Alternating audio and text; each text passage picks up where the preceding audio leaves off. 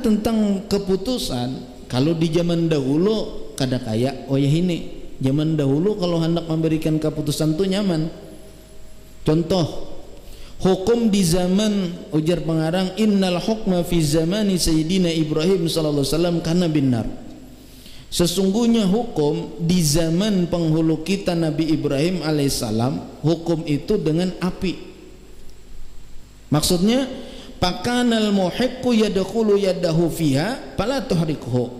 Untuk mengetahui kebenaran di antara dua orang yang sedang bersengketa, di antara dua orang yang berselisih, maka didatangkan dengan api. Caranya, jika adalah orang ini benar, maka dia memasukkan tangannya ke dalam api, api tidak akan membakar. Oh, langsung aja diholo. Jadi zaman Nabi Ibrahim itu hakim kan tapi ngalih nang kayu ini. Pokoknya cara untuk mengetahui kebenaran sama-sama menyurung ke dalam api. Nang manuduh menyurung tangan ke dalam api, nang dituduh menyurung tangan ke dalam api. Siapa nang benar, tangannya kada gusang. Siapa nang salah, tangannya akan terbakar. Itu di zaman Nabi Ibrahim. Ngacaka ada hakim nang kayak inilah nyaman. Kau jaran ada hakim nang kayak ini mengaji hulu non Nabi Ibrahim.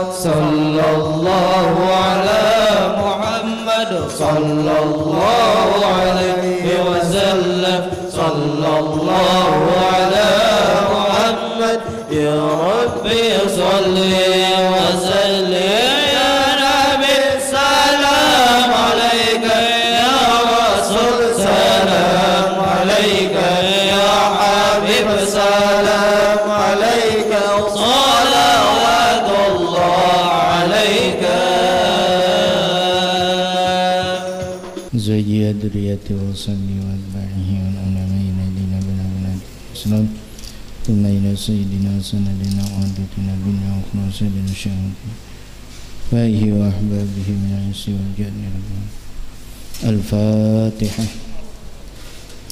A'udhu billahi minasyaitanir rajim Bismillahirrahmanirrahim Alhamdulillah rabbil alamin ar-rahmanir rahim maliki yaumiddin iyyaka na'budu wa iyyaka nasta'in ihdinas صراط الذين أنعمت عليهم غير المغضوب عليهم ولا الضالين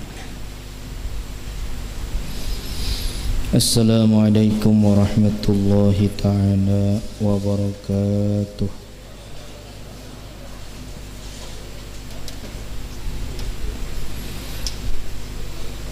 أعوذ بالله من الشيطان الرجيم بسم الله الرحمن الرحيم الحمد لله Wassalatu wassalamu ala rasulillah Muhammad bin Abdillah Wa ala alihi wa sahbihi wa man tabi'a hudah Subhanaka la ilma lana illa ma 'allamtana innaka antal alimul hakim wa la hawla wa la quwwata illa billahil aliyyil azim Rabbi shrah li sadri wa yassir li amri wahlul 'uqdatam min lisani yafqahu qawli aw fawwid amri ila Allah inna Allah basirun bil ibad aw fawwid amri ila Allah inna Allah basirun bil ibad aw fawwid amri ila Allah inna Allah basirun bil ibad. Allahumma ya kashifal mushkalat wa ya 'alimul khafiyat Syukir hujuban ujuhil ma'ani hatta aqlani haqiqatil masaili wahfizanil khatai wazzalali wa anta muwaffiqun likulli amrin wa anta 'allamul ghuyub. Allahumma min 'indika madadi wa ilaika mu'tamadi iyyaka na'budu wa iyyaka nasta'in amma ba'du.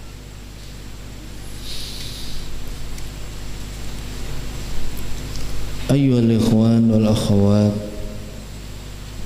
para jemaah Masjid Haji Bukti yang dirahmati Allah, majelis pengajian hadis arba'in rahimani wa rahimakumullah, yang ulun muliakan para habaib dimanapun berada, para alim ulama, guru-guru agama, tokoh-tokoh agama, tokoh-tokoh masyarakat, para pencinta baginda Nabi Muhammad sallallahu alaihi wasallam, rahimani wa rahimakumullah. Kembali kita melanjutkan pengajian rutin kita yang pada malam hari ini masuk ke hadis yang ke-33. Al-haditsul tsalits wa tsalatsuna, hadis yang ke-33 menjelaskan tentang dasar-dasar hukum di dalam agama Islam. An Ibni Abbas radhiyallahu taala anhuma, dari Ibni Abbas radhiyallahu taala anhuma, anna Rasulullah sallallahu alaihi wasallam, bahwasanya baginda Rasulullah sallallahu alaihi wasallam qala, bersabda, ujar baginda Nabi sallallahu alaihi wasallam, lau yu'tan nasu bidakwahum ladda'a rijalun amwala qaumin wa dima'ahum lakinil bayyinatu 'alal mudda'i wal yamin 'ala man ankara. Bahwasanya Rasulullah bersabda, andai kata diberikan akan manusia dengan pengakuan mereka, andaikan, kata Rasulullah, setiap manusia itu bebas diberikan sepenuhnya tentang pengakuan mereka, andai kata orang-orang yang mengaku memiliki sesuatu di tangan orang lain, lalu ia mengakui bahwa itu adalah miliknya, niscaya ladda'a rijalun, niscaya banyak orang-orang mengaku amwala qaumin, akan harta orang lain, wa dima'ahum, dan nyawa orang lain menjadi miliknya. Tetapi kata Rasulullah, lakinil bayyinatu 'alal mudda'i, tetapi saksi, dalil, petunjuk itu harus diberikan oleh orang yang mengaku-ngaku, sedangkan sumpah wal yaminu 'ala man angkara, sedangkan bersumpah diberikan atas orang yang mengingkarinya. Haditsun hasanun, hadis ini adalah hadis yang baik. Rawahul Baihaqi, meriwayatkan hadis ini oleh Imam Baihaqi, wa ghairuhu, dan yang lainnya, hakada, seperti itu, wa ba'duhu fis sahihain, sebagian hadis lain disebutkan di dalam Sahih Bukhari Muslim. Hadis ini menjelaskan bahwa andaikan setiap orang bebas menuntut Idda'a itu kalau bahasa kita pengakuan tuntutan kepada orang lain. Andaikan orang-orang bebas menuntut, niscaya banyak orang yang menuntut harta dan jiwa orang lain. Pasti banyak orang mengaku itu padahal peninggalan arwah abah, itu peninggalan arwah kai, itu peninggalan arwah nini. Banyak orang kaina nang mengaku-ngaku seperti itu. Andai kata apabila orang mengaku diberi, dijolong, diserahkan, diiyakan, andai seperti itu, niscaya banyak di alam ini orang-orang yang mengaku-ngaku menuntut kepada orang lain, baik itu dalam hal urusan harta ataupun urusan nyawa. Banyak yang mengaku-ngaku seperti itu.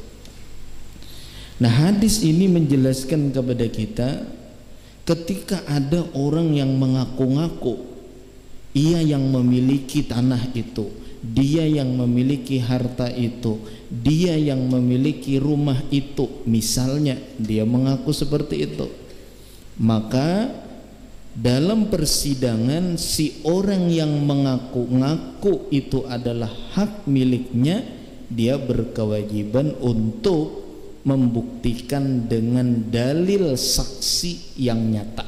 Jadi bagi orang yang mengaku dalam Islam, ketika ia menuntut sebagai pengakuannya, dia harus mencari saksi tentang kebenaran pengakuannya.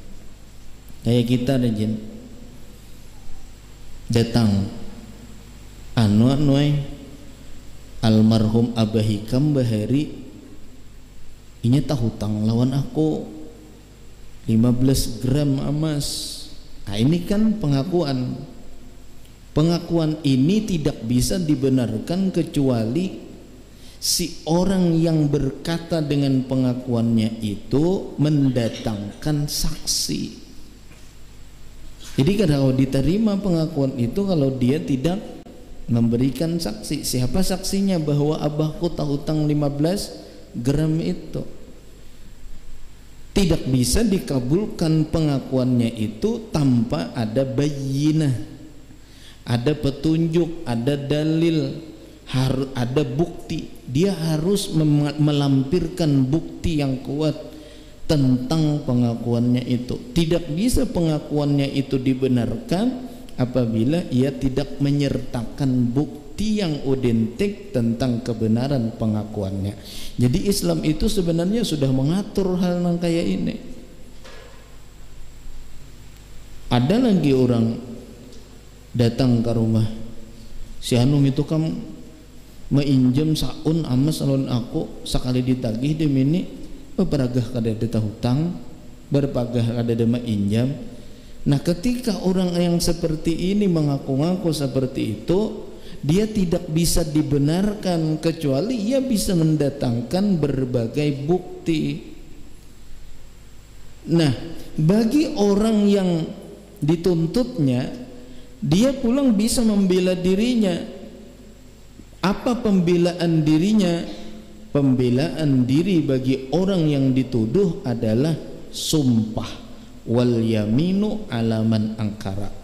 Bagi orang yang menuduh, dia harus mendatangkan bukti. Bagi orang yang tertuduh, dia dikenakan untuk bersumpah untuk membela dirinya.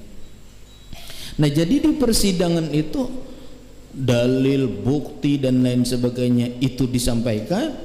Kemudian tuduhan orang yang menuduh ini, dia menyampaikan berbagai argumentasi dan bukti-buktinya, sedangkan orang yang dituduh ia akan menjawab dan membela dirinya dengan berbagai sumpahnya. Jadi hukum Islam itu adil. Nang dituduh dia hanya menjalankan sumpah. Bagi yang menuntut, dia wajib mendatangkan dalil petunjuk. Makanya kalau kita melihat kayak di kepolisian, di KPK harus ada 2 bukti yang kuat untuk bisa diajukan sebagai tersangka. Itu pun kalau di Indonesia itu hanya tersangka. Jadi 2 bukti yang kuat baru kayaknya nanti diselidiki. Nah itu bubuhan nang ahli hukum aja lagi menjalankannya. Tapi sebenarnya dalam Islam itu sebenarnya simpel, kada tapi ngalih.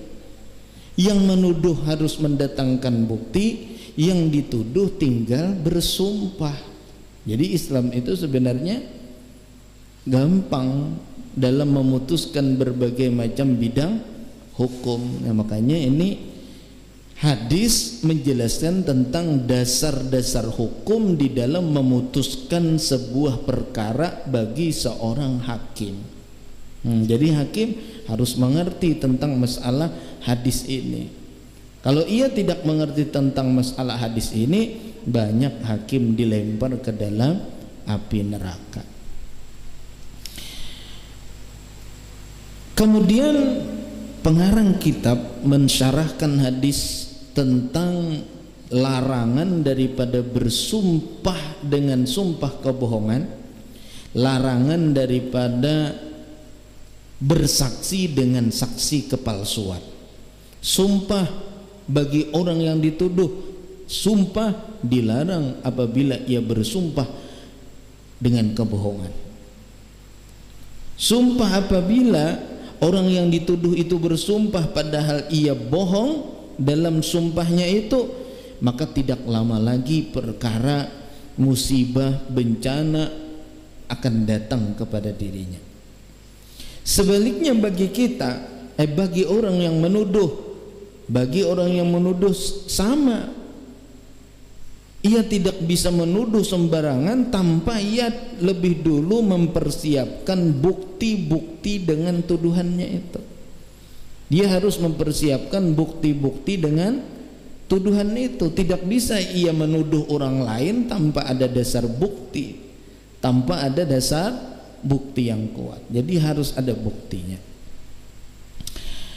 Oleh sebab itu kata pengarang, wa yajibul ihtirazu anil yaminil kadzibah. Wajib kita itu berhati-hati dari sumpah yang dusta.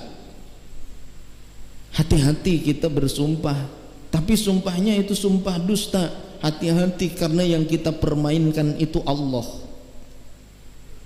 Hati-hati, jangan sampai kita bersumpah dengan sumpah yang dusta, sumpah yang bohong. Maka bersumpah dengan sumpah kebohongan, mudarat bencananya akan kembali kepada orang yang bersumpah. Begitu pula hati-hati kata beliau an syahad wa syahadati zur, yaitu kesaksian palsu. Hati-hati kita bersaksi dengan saksi palsu. Kenapa? Faqad jaa fil wa'idi alaihi ma ahaditsun katsirah.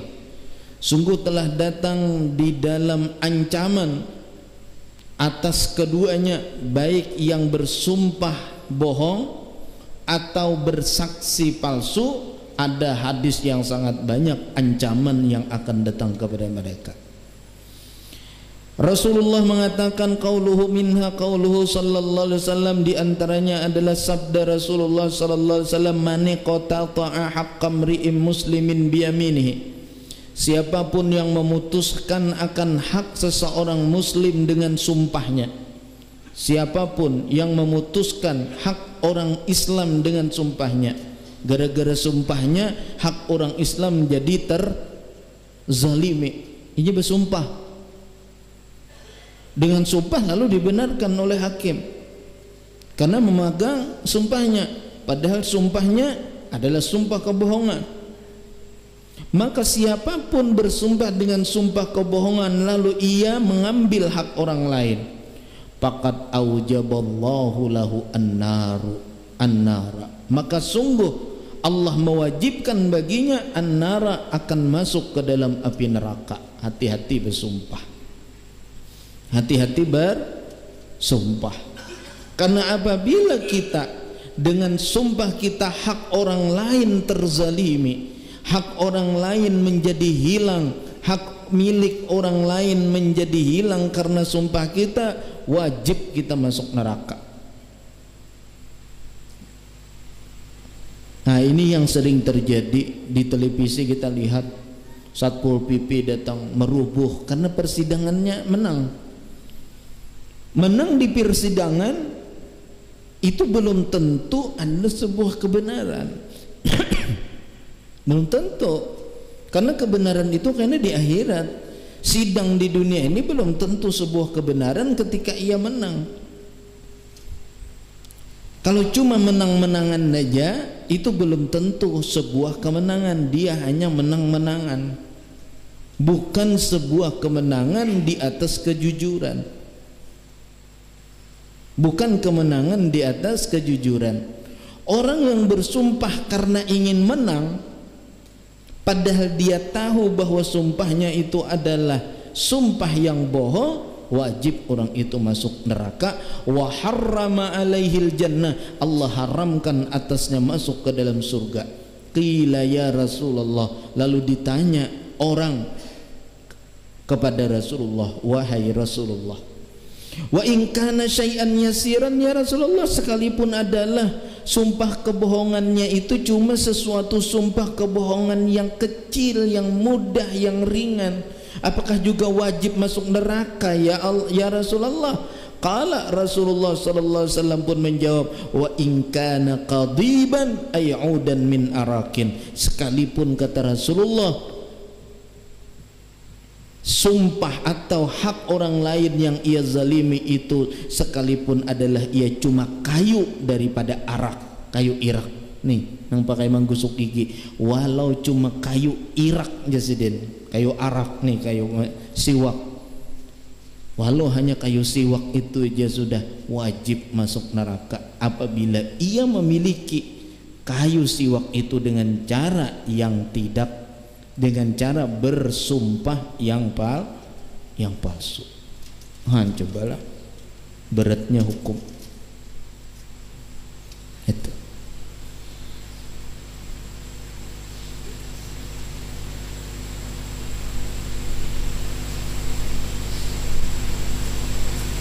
Wa fi sahihain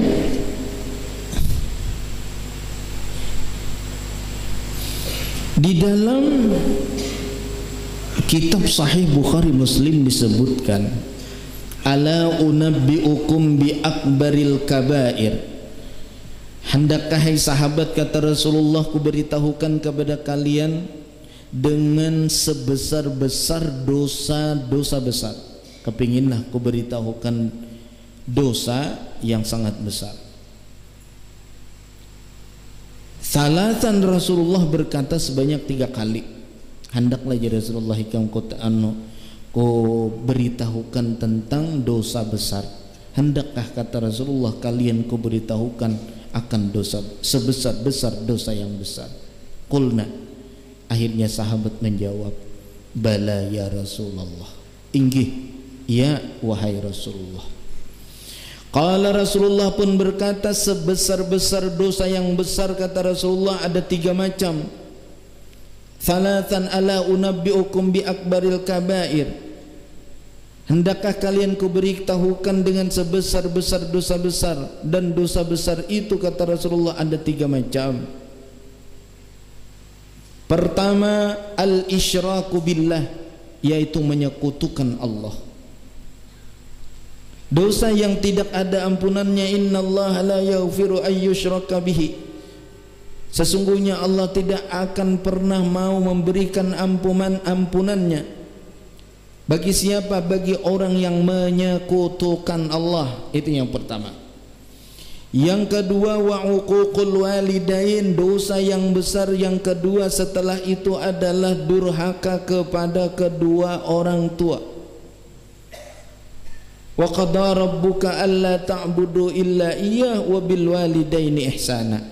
Allah sudah menetapkan, apa yang Allah tetapkan, bahwa janganlah kamu menyembah kecuali kepada Allah, dan yang kedua berbaktilah kalian kepada kedua orang tua. Dosa yang besar yang kedua adalah ketika seseorang durhaka kepada kedua orang tua. termasuk orang itu sudah dimasukkan sebagai orang yang berbuat dosa besar adalah ketika ia berkata uff indah wala taqul lahuma uffin. Jangan sekali-kali kamu mengatakan kepada kedua orang tuamu ketika kamu diperintahnya indah. Uff, tidak mau, kulir, malas. Ini awal pertama kita durhaka kepada kedua orang tua, dan ini termasuk dosa sebesar-besar dosa besar. Kemudian yang ketiga, ala wa qauluz zur wa syahadatuz zur. Ketiga kata Rasulullah, ketahuilah olehmu dosa sebesar-besar dosa besar yang ketiga adalah perkataan palsu dan saksi palsu. Hati-hati kita, sumpah palsu, perkataan palsu, saksi palsu. Famazala yuraddiduha, senantiasa Rasulullah mengulang-ulang kalimat itu. Hati-hati ya Rasulullah, sumpah palsu, saksi palsu, sumpah dusta, saksi palsu, sumpah dusta, saksi palsu, sumpah dusta, saksi palsu. Diulang-ulang, diulang-ulang, diulang-ulang oleh Rasulullah kalimat-kalimat tersebut. Hatta qulna, sampai-sampai kami berkata laitahu sakata, mudah-mudahan Rasulullah berdiam ini. Karena Rasulullah saking seringnya mengulang lagi, mengulang lagi, mengulang lagi. Karena ini perkara yang sering terjadi. Kenapa jadi Nabi mengulang? Karena kita Nabi itu sangat mengingatkan kepada kita. Sahabat ingin Rasulullah berdiam aja lagi, jangan mau ulang-ulang lagi, karena sahabat merasa asam marah Rasulullah mau ulang terus, kesian sedih.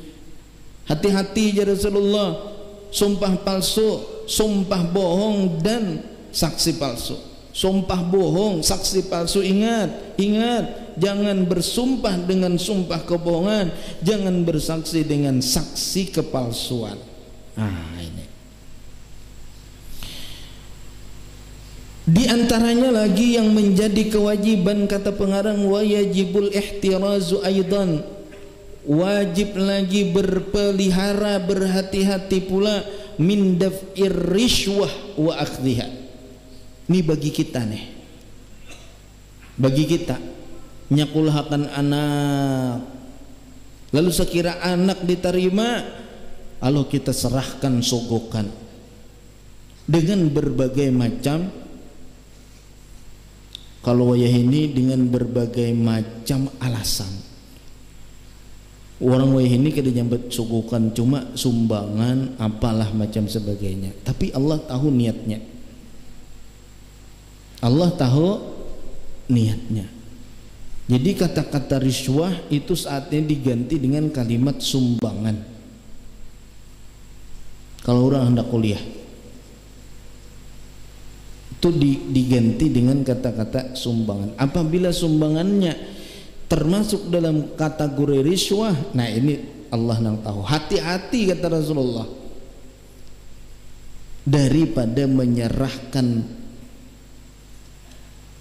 sogokan bagi orang, apalagi kalau orang sedang berperkara di meja hijau.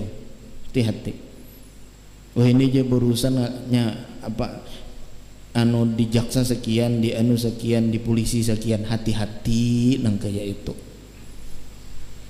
Ulun rahat mendengar nang kisah kaya itu, bujur kadanya wallahu alam, bujur kadanya wallahu alam. Wah ini kalau berurusannya di anu sekian, di anu sekian, di anu sekian. Kayak itu kah ulun. Ulun hanya kayak itu kah. Haram orang menerima nang kayak itu, nang menyerahkan dan yang menerima. Yang menyerahkan yang menyogok, yang menerima yang disogok. Makanya Nabi mengatakan ar-rashi wal murtashi finnar. Orang yang menyogok dan orang yang disogok dua-duanya masuk ke dalam api neraka. Faqad warada fil hadis, bahkan di dalam hadis lagi menjelaskan la'anallahu ar-rashi wal murtashi wal mashi bainahuma. Allah laknat orang yang menyogok, Allah laknat orang yang disogok, Allah laknat orang yang mengantarakan duitnya kepada salah satu di antara keduanya. Inya kadapang nang membawanya. Ini nang berperkara itu hakim, itu jaksa nang mengantarakan duitnya dilaknat juga oleh Allah Ta'ala. Nang membawa motor dilaknat juga oleh Allah Ta'ala. Nang mengawani dilaknat juga oleh Allah Ta'ala. Umay barat. Aina nuai karena aku nyaman aja mau urusiakan gampang aja. Si dintu munna ada adul orang aneh. Awas. Lain adul nang dihilir lain. Singkatan gitu, ada duit urusan lancar. Hati-hati.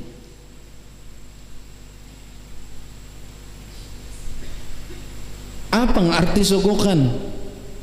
Warishwatu, dan bermula makna daripada sogokan. Arti sogok itu apa? Hiya, yaitu ma yubdhalu, sesuatu yang diberikan, yang dikasihkan, liqadiyis su'i, bagi hakim yang jahat, liyahkuma bi ghairil haq, agar si hakim itu bisa memberikan hukum dengan hukuman yang tidak benar. Itu riswah. Tujuan ia memberikan sogokan agar si hakim itu tidak memutuskan dengan putusan yang benar. Satu. Atau ia menyogok kepada seorang hakim liyam tani aminal hukmi, agar supaya ia tertegah daripada hukuman. Hakim nang setahun-tahun ada 2 bulan lah sudah dinyatakan bersalah dan kami berikan hukuman selama 3 bulan, potong masa tahanan, padahal harusnya dapatnya 1 tahun. Dengan sogokan akhirnya berkurang hukuman, masuk neraka pada 2. Masuk neraka pada 2. Dahulu kata pengarang, ini kisah 3 orang qadi, 3 orang hakim. Karena mulai bahari itu hakim itu 3 aja yang memutuskan. 1 hakim ketua, hakim manunya kiri kanannya. Kisah ini di zaman Bani Israel. Waqad hukiya, pernah diceritakan sebuah hikayat, annal qudata, bahwasanya ada hakim fi zaman Bani Israel, terjadi di zaman Bani Israel, kanu thalathatan, dahulu mereka itu hakimnya ada 3 orang. Farsalallahu lahum malakan yamtahinuhum, lalu Allah mengutus atas hakim-hakim itu akan seorang malaikat.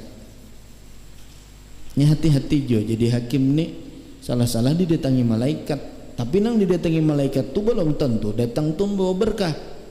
Malaikatnya menguji, dikirim oleh Allah yamtahinuhum, untuk menguji 3 orang hakim tadi, diuji. Fawajada rajulan, lalu malaikat yang diutus Tuhan tadi menemukan ada seorang laki-laki alamain, di dalam banyu, di banyu nih, di sungai.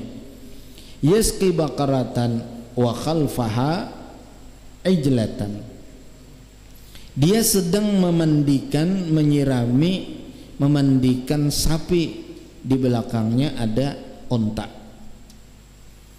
mandi sapi, di belakang ada unta. Pada'aha al-malaku wa huwa rakibun farasa, lalu memanggil akan akan unta tadi oleh malaikat. Di malaikat, unta, wa huwa rakibun farasan, saat itu malaikat berkendaraan kuda, jadi malaikatnya naik kuda, memanggil binatang atau unta yang ada di belakang itu laki-laki yang sedang memandikan sapinya. Fatabi'atha al-ajlah, tiba-tiba sapi tadi mengikuti lawan malaikat yang memanggil tadi. Melihat sapi unta dikiaunya oleh malaikat menyasahnya, memaraki apa malaikat yang bakuda tadi, patakhasama, akhirnya nang berdua bahwa malaikat lawan laki-laki tadi. Ujar nang laki-laki, ini ampun kok, ujar malaikat, inyam kukio mendatangi aku, berarti inya ampun kok. Buktinya bahwa ini ampun kok, inya datang lawan aku. Kadang ini bawa umuran aku menggaduhnya. Kali mau ikam timbul-timbul datang mengaku-ngaku, aku mengiaunya datang berarti ampun kok. Patah sama. Pakala, lalu nang berdua malaikat lawan nang laki-laki tadi berkata, bainana al-qati, kita ada bisian hakim. Bapak kita bawa ke hakim aja. Oke, jangan dibayano nang laki-laki, kita ke hakim aja berdua. Tulakan nang berdua. Siapa tadi? Malaikat lawan laki-laki nang memandii sapi tadi. Tulak. Fajailal qadil awal, karena hakimnya ada 3, datanglah kepada hakim yang pertama. Pada fa'a ilaihil malak durratan, akhirnya malaikat, nengaran malaikat lah disuruh Tuhan banyak bisian harta. Ujian malaikat, hakim ini nah durrah, ada mutiara. Wa qala lahu, dan si malaikat berkata kepada hakim, uhkum bi annal ijlah li, hukumakan, putuskan bahwa sapi ini unta ini adalah milikku. Ini nah aku memberi mutiara. Kala bimada aku mau, kayak apa caranya aku mau hukumakan? Saya kira unta ini milik ikam, aku biar ikam diberi duit, diberi harta kayak ini, aku kada kau jo memutuskan caranya kayak apa. Negosiasi antara malaikat lawan hakim pandai. Kayak ini nah ujar malaikat. Nah diuji. Ujar malaikat, arsilil farsa, ikam kaina suruh kirimkan kuda, wal baqarah dan sapi, wal ajlah dan unta. Pa in tabiatil farasa pahyali, patabi'atha pahakama bihalahu. Nah caranya enggak ini, pian panggil si laki-laki tadi kan beisian sapi, aku beisian kuda. Ini kuda, ini sapi. Datangkan pulang untanya, kiau oleh pian raja hakimnya. Ujar sampian, apabila si unta kupanggil untuk mendatangi sapi, maka itu unta ampun pemilik sapi. Apabila unta itu dipanggil ia mendatangi kuda, maka unta ini adalah pemilik ampun kuda. Kayak itu aja pian. Oke lah sudah. Sidang. Di persidangan langsung dilakukan itu. Hadirkan kuda, hadirkan sapi.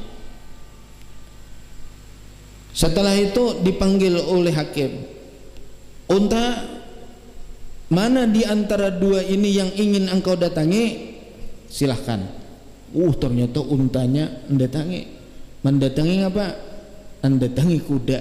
Nah, ujar hakim, ini ampun pemilik kuda. Sebuteng sudah. Manang saset gara-gara ditapal. Wa ataya ilal qadi tsani, pahakama kadzalik wa akhadha durratan. Datang pulang nang berdua kepada hakim yang kedua. Ternyata hakim yang kedua sudah dipandirinya berdahulu juga. Intinya manang pulang malaikat tadi. Nang ketiga wa ammal qadi ats-tsalis, adapun hakim yang ketiga pada fa'alahul malaku durratan, lalu menyerahkan oleh malaikat bagi si hakim nang ketiga ini akan mutiara. Wa qala lahu uhkum bainana, lalu berkata malaikat bagi hakim yang ketiga, tolong berikan ketetapan hukum di antara kami. Faqala, ujar hakim, ikam memberi aku mutiara, menyuruh aku agar aku menetapkan sebuah hukum bahwa apa ngarannya unta ini milik ikam. Hadang holo aku ngik saat ini, ujar hakim, maka hakimnya laki-laki sedang dalam keadaan haid. Mak januna haid ke sampian, apian laki-laki, bini-bini laki-laki, aku laki-laki. Kenapa jadi sampian haid? Faqalal malak, lalu malaikat berkata, subhanallah, umah raja haid, subhanallah, maha suci Allah, sampian datang haid. Ayahidud dzakaru, ujar malaikat, lalakian bisa lah datang haid. Faqala lahul qadi, subhanallah, ujar si hakim nang ketiga ini pulang ketika ditanya apakah laki-laki bisa haid, maha suci Allah, ujar qadinya juga. Jadi sama-sama subhanallah. Pertama kali aku datang haid, malaikat berkata subhanallah. Yang kedua berkata si malaikat, apakah laki-laki bisa haid, ujar si hakim pulang subhanallah. Atalidul farasu bakaratan, aku hendak bertakun lah, maulah kuda beranak sapi. Coba bang, kuda maulah beranak sapi, kuda maulah beranak sapi. Ya tentu kada mau. Nah berarti itu lain anak sapi, itu anak unta. Nah nampu nikah menue. Oleh sebab itu ujar nang hakim ketiga, ini adalah milik daripada ampun sapi. Jadi ijlah itu ada dalam bahasanya, kalau di lain ijlun itu adalah anak unta, nang di sini dimaknai mungkin adalah dengan makna anak sapi. Jadi ada anak sapi, ada sapinya, kemudian ada kuda.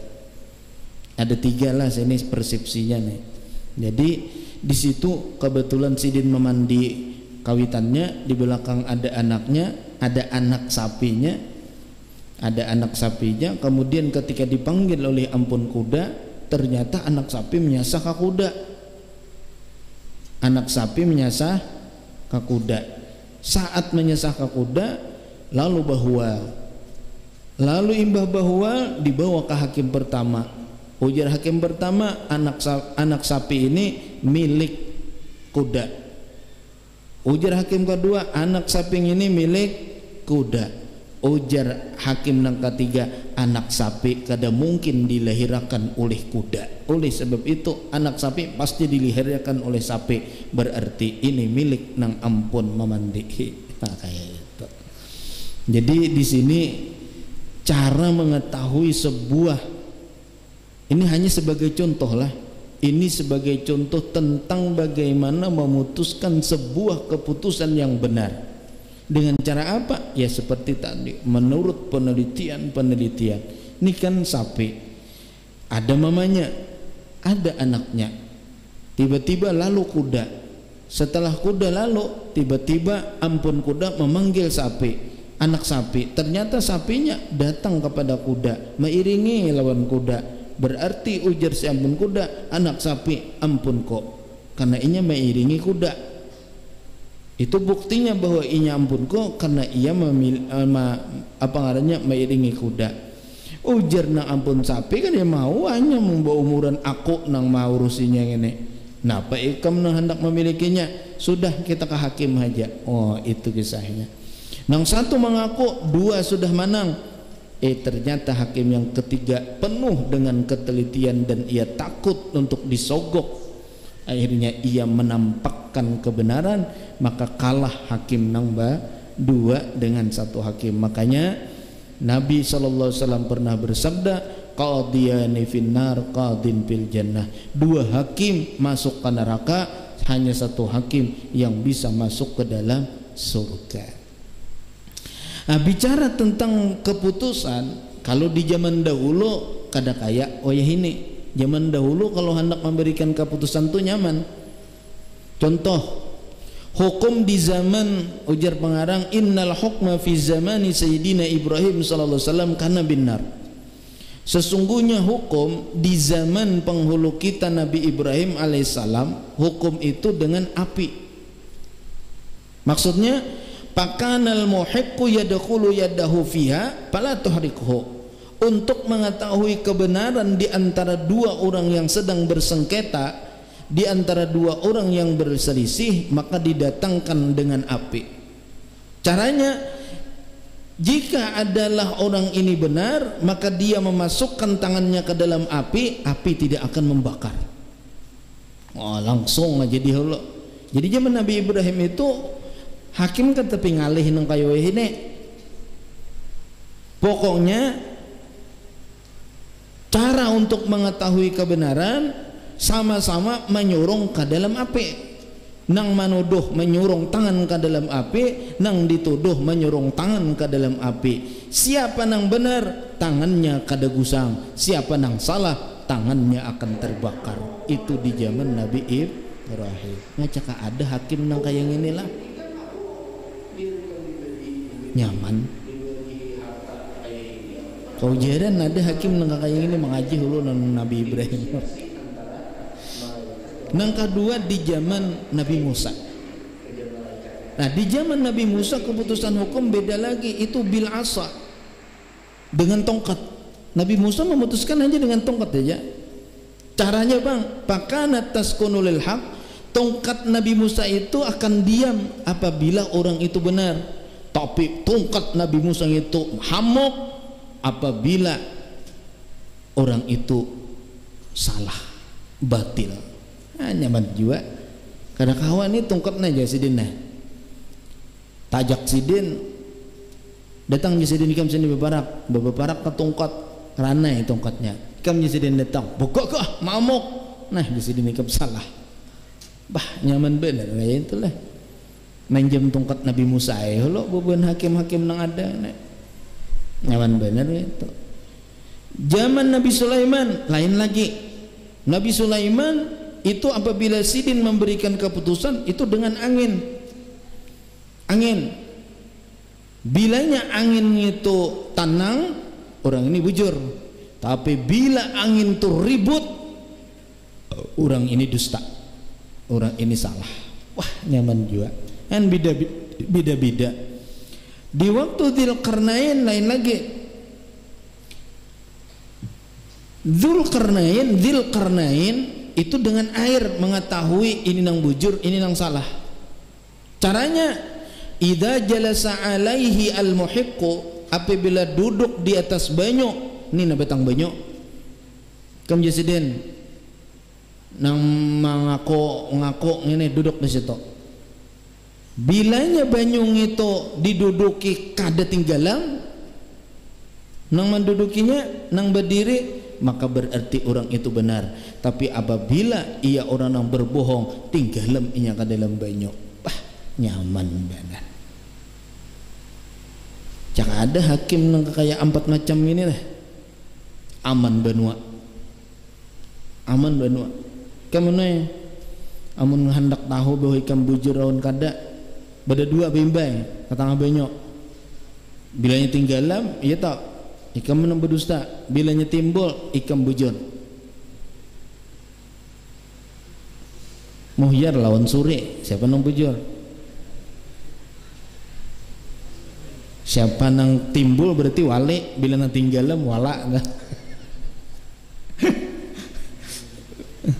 Jadi kisah timbul di atas banyu, beheri itu kisah bujur lawan salah aja. Oh ini bila timbul di atas banyu wali. Anda di zaman bahari hendak mengetahui orang ini orang yang benar, maka ketika inya berjalan di atas banyu, banyunya kada di atas banyu inya kada tinggalam. Sedangkan bagi orang yang salah, maka ketika inya berjajak ke atas banyu, banyunya langsung lemah, langsung jadi tenggelam. Nah di seperti itu orang bahari hendak mengetahui kebenaran lawan kada kebenaran. Jadi luar biasa cara-cara orang dahulu untuk mengetahui kebenaran dan kesalahan. Al hadithur rabi' wa thalathuna, hadis yang ke-34 tentang masalah siapa yang melihat kemungkaran. Karena insyaallah akan kita lanjutkan. Ujar Nabi kisi-kisinya, siapa yang melihat kemungkaran hendaklah ia merubah dengan tangannya. Nah itu insyaallah akan kita bicarakan lagi pada pertemuan yang akan datang. Semoga bermanfaat. Salah dan hilaf mohon dimaafkan. Wabillahi taufiq wal hidayah. Assalamualaikum warahmatullahi wabarakatuh. Al-Fatihah. Bismillahirrahmanirrahim. Ar-Rahmanir-Rahim. Maliki yaumiddin. Iyyaka na'budu wa iyyaka nasta'in. Rabbana atina fid dunya hasanah wa fil akhirati hasanah wa qina adzabannar. Shalli ala sayyidina Muhammadin al-fatih lima ughliqa wal khatimi lima sabaqa. Alhamdulillahirabbil alamin.